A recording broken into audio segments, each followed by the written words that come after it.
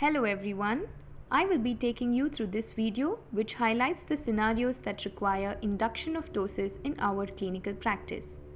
While much is known about the management of ptosis, certain eyelid and ocular surface conditions need the reverse, that is, induction of ptosis. We mainly aim to highlight the indications, the drugs used, the routes of injection, and the ideal technique for inducing ptosis. Let us take a look at some clinical scenarios that warrant this intervention. Thyroid eye disease is frequently associated with eyelid retraction. Managing this during the active phase becomes imperative to treat to prevent the development of exposure keratopathy.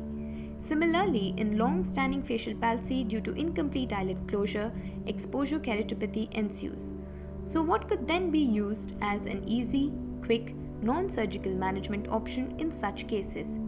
Here, certain medical options, including botulinum toxin and triamcinolone acetonide injections, are broadly preferred nowadays as they tend to achieve quick, although temporary outcomes. Botulinum toxin, once touted as the most poisonous poison, is now frequently used in ophthalmic plastic services. It is a potent neuroexotoxin produced by Clostridium botulinum.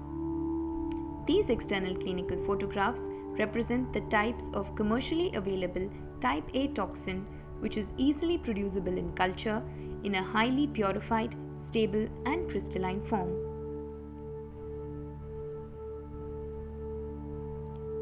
Botulinum toxin predominantly acts at the neuromuscular junction.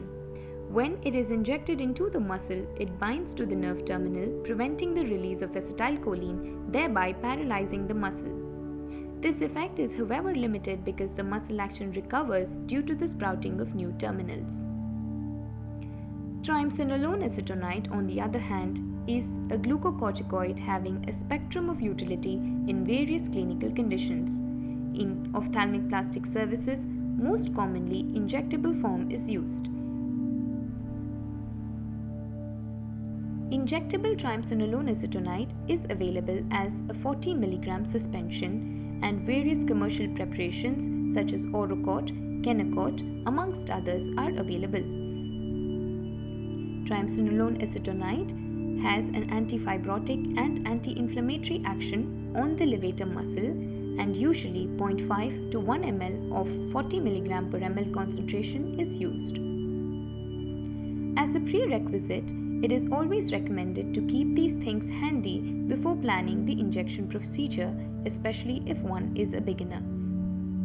Let us understand how transcutaneously botulinum toxin can be injected. As demonstrated here, supraorbital notch is initially palpated, and at a point 1 cm lateral to it, injection is given in a direction superiorly and posteriorly to target the LPS belly. A 29 gauge needle mounted on a 1 ml tuberculin syringe is used, and 0.2 ml of 5 units Botox is injected. Botulinum toxin induced chemodenervation of the levator muscle is a quick and easy procedure for the induction of temporary ptosis, thereby avoiding a surgical correction and subsequent eyelid scarring. This was a case of basal cell carcinoma of the nose and parotid gland with a non-healing ulcer in the left eye. A medial tarsography was done, and through this technique a lateral ptosis was induced to lower the palpebral fissure height as evident in these post-injection photographs.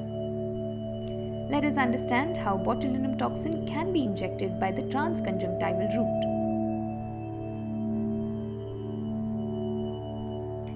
After installation of topical anesthesia,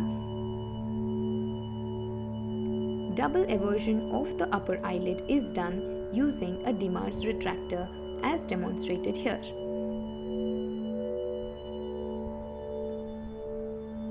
A total of 5 units of botulinum toxin is injected, and here again using a 29 gauge needle on a 1 ml tuberculin syringe, the 1-inch needle is inserted halfway at midpoint between the superior tarsal border and the superior fornix, aiming towards the supraorbital rim, targeting the levator palpebrae superioris as well as the Muller's muscle. Injection is given at 3 points transconjunctivally as demonstrated in this photograph.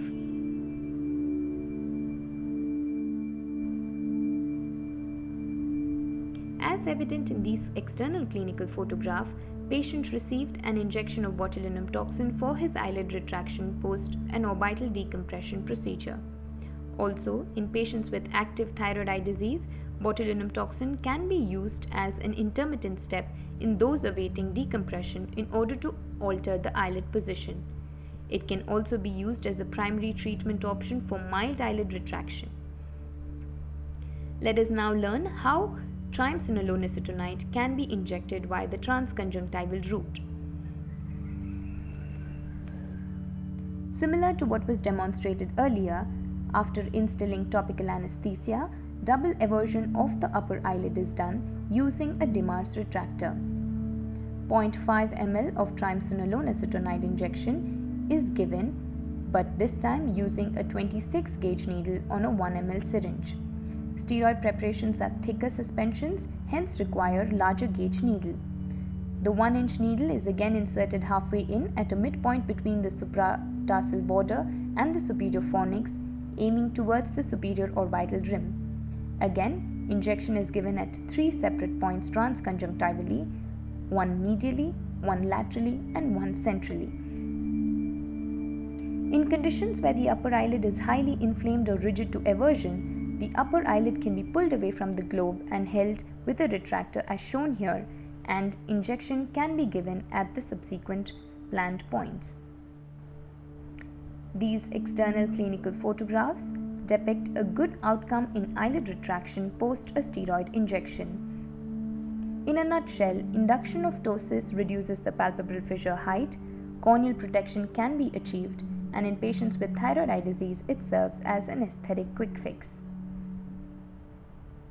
Thank you for your patient listening.